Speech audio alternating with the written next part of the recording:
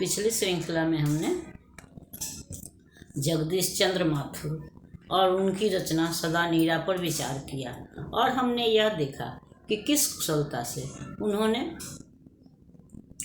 उत्तर बिहार की लुप्त संस्कृति या उसके समृद्धि को, उसके धरोहर को विश्व पटल पर दुनिया के सामने, समाज के सामने लाने का प्रयास किया है। उन्होंने गंडक के माध्यम से उत्तर बिहार के गौरवशाली इतिहास को, गौरवशाली परंपरा को समाज के सामने रखा है या यह बताने का भी प्रयास किया है कि आज जो चंपारण पिछड़ा हुआ है या उपेक्षित है, वह सब दिन से पिछड़ा नहीं था, बल्कि धीरे धीरे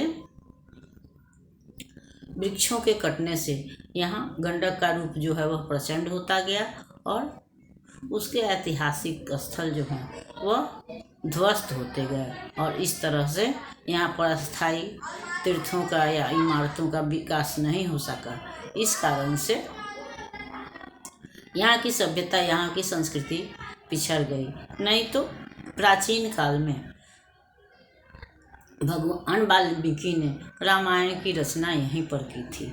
यहीं पर जो वाल्मीकि नगर आज भी है और यहीं पर संग्रामपुर में लव कुश का भगवान राम के सैनिकों के साथ संग्राम हुआ था, जिस कारण उस जगह का नाम संग्रामपुर पड़ा। या इसी मार्ग से भगवान बुद्ध जो है वह अपना उपदेश देने के लिए वैशाली, मगध, कुशीनगर जाते थे। तो इस तरह से इस बिहार का विगत गौरव जो है वह महत्वपूर्ण है, समृद्ध है। आज भले राजनीतिक उपेक्षा के कारण चंपारण या बिहार जो है वह पिछड़ेपन का दंश झेल रहा है। हालांकि अब धीरे धीरे चंपारण भी प्रगति के पथ पर अग्रसर हो रहा है या हो चुका है।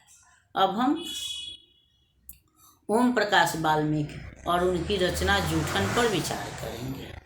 तो पिछले अध्याय में हमने अज्ञेय जी या दिनकर की रचना में देखा कि किस तरह से पुरुषों ने अपने लिए विस्तृत समाज और औरतों के लिए घर का दायरा सीमित कर दिया, उनके बौद्धिक या मानसिक विकास को अवरुद्ध कर दिया। इसी तरह से यही परंपरा दलितों के साथ भी निभाई गई और सवर्णों ने दलितों को दबाए रखा या आगे बढ़ने से रोके रखा। वो जिस तरह से औरतों का दायरा सीमित था, उसी तरह से दलितों का दायरा भी सीमित था। वे एक निश्चित क्षेत्र में रहते थे और जिधर से सवर्ण जाते थे वो उस रास्ते से गुजर भी नहीं सकते थे, वहाँ उस कुएं से पानी भी नहीं ले सकते थे या सवर्णों के सामने वे जूते चप्पल नहीं पहनते थे। सवर्ण से मतलब यहाँ ऊंची जातियों से है। तो जिस तरह से अंग्रेज हमारे मजदूरों के साथ, नीलोहों के साथ दुर्व्यवहार करते थे, उसी तरह सवर्ण भी दलितों के साथ दुर्व्यवहार करते थे। वो उनको मनुष्य नहीं बल्कि जानवर भी नहीं, उनको सजीव नहीं बल्कि निर्जीव वस्तु समझा जाता था। उनके अंदर भी कोई भावना है, कोई इच्छा है, ये इसका उनकी इच्छाओं का कोई महत्व नहीं था। और दलितों अगर वो विद्यालय भी जाते थे या समाज में कहीं भी जाते थे तो उनको उपेक्षा का दंश झेलना पड़ता था या सवर्ण नहीं चाहते थे कि दलित जो है वह आगे बढ़ें। उनके इसी दर्द को बाद में धीरे धीरे शिक्षा का विकास हुआ, सभ्यता का विकास हुआ, तो लोगों ने समझा और उस पर उनकी दृष्टि गई या उनकी स्थिति के सुधार के लिए जिस तरह से लोगों ने अंग्रेजों से स्वतंत्रता के लिए प्रयास किया या आंदोलन किया, उसी तरह से दलितों के उत्थान के लिए भी, उनकी स्थिति में सुधार के लिए भी तरह तरह के आंदोलन हुए और तब जाकर के उनकी स्थिति में सुधार आया। तब कुछ दलित रचनाकार भी हुए। ओम प्रकाश वाल्मीकि भी इसी श्रेणी में आते हैं। इन्होंने दलितों की समस्याओं को या यूँ कहें तो ये स्वयं दलित वर्ग से थे। इसलिए दलितों के साथ उस समय के समाज में क्या व्यवहार होता था, इन्होंने इसको स्वयं भोगा था, स्वयं समझा था, स्वयं आँखों से देखा था। ये कल्पना की बात नहीं थी, बल्कि इनके जीवन की वास्तविकता थी। ओम प्रकाश वाल्मीकि का जन्म जो है वह 1950 ईस्वी में बड़ला, मुजफ्फरनगर, उत्तर प्रदेश में हुआ था। इनकी माता का नाम मुकुंदी देवी तथा पिता का नाम छोटन लाल था। ये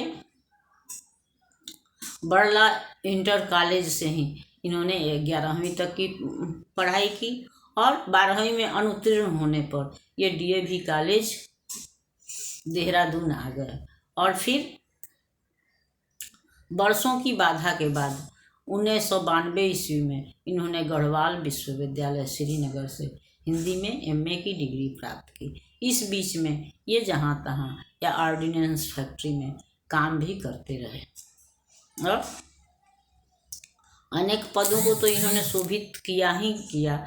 इसके साथ ही साथ इनके जीवन का जो कड़वा अनुभव था या दलितों की जिंदगी को इन्होंने जो देखा था या जिस दलदल से ये निकल कर आए थे उसको इन्होंने लिपिबद्ध भी किया या दलितों के उत्थान के लिए इन्होंने प्रयास भी किया।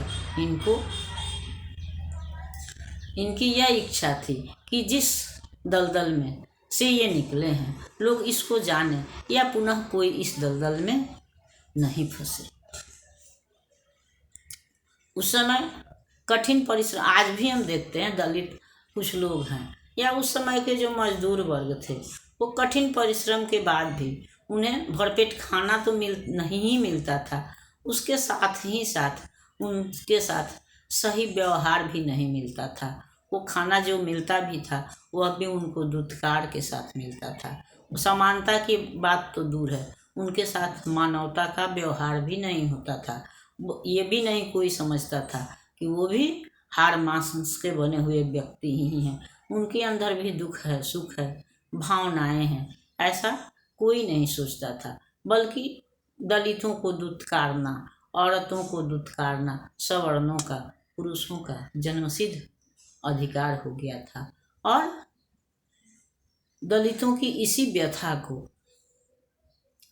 औरतों की व्यथा को अगर दिनकर जी और अज्ञेय जी ने लिपिबद्ध किया तो दलितों की व्यथा को ओम प्रकाश वाल्मीकि ने अभिव्यक्त किया है या उनको